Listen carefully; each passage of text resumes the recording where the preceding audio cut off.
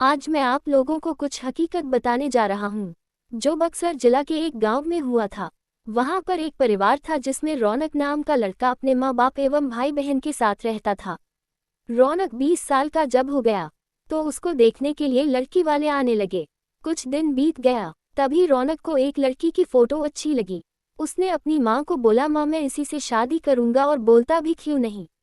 हर लड़के की ख्वाहिश होती है कि उसकी औरत सुंदर और संस्कारी हो ताकि किसी के सामने ले जाने से उसका मान भी बढ़े। उसकी माँ ने बोला, ठीक है बेटा, तुम्हारी शादी मैं इसी से करवाऊंगी, और लड़की के पिता को हाँ बोल दिया। कुछ दिन बाद उसकी शादी का दिन आ गया। वह बहुत खुश था क्योंकि उसकी हल्दी मेहंदी और संगीत से घर में खुशी छाई हुई थी। सारे मेहमान से उसका घर भर गया था।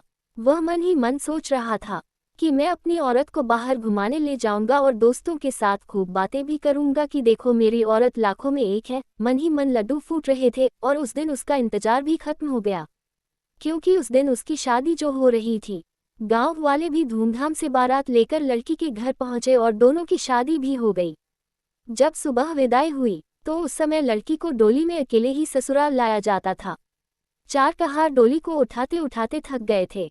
वह बेचारे सोचे कि कहीं पेट दिखा तो डोली उसके नीचे रख देंगे, तो थोड़ी देर आराम करके फिर आगे बढ़ेंगे, और आम का पेड़ तभी दिख गया। वह लोग डोली को रखकर पानी पीने लगे और बोले कि बहू अगर आपको भी प्यास लगी हो तो पानी पी लो। बहू ने कुछ नहीं बोला और चारों की थोड़ी सी आंख लग गई।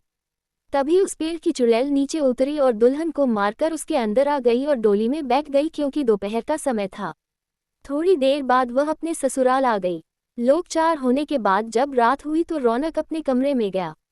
जब वह अपने बिस्तर पर बैठकर दुल्हन से बातें कर रहा था, तभी उसे जोर से प्यास लगी। उसने कहा, मैं पानी पीकर आता हूँ। दुल्हन ने बोला, आप बैठो मैं पानी दे रही हूँ। इतना कहकर उसने अपना हाथ लंबा करके कुएं से पानी निकाल कर उसको दे दिया। इतना देखते ही रौनक जमीन पर भद्द से गिर गया और बेहोश हो गया। थोड़ी देर बाद जब उसे होश आया तो उसने अपने सामने घूंघट में छुपी चुड़ैल को देख लिया।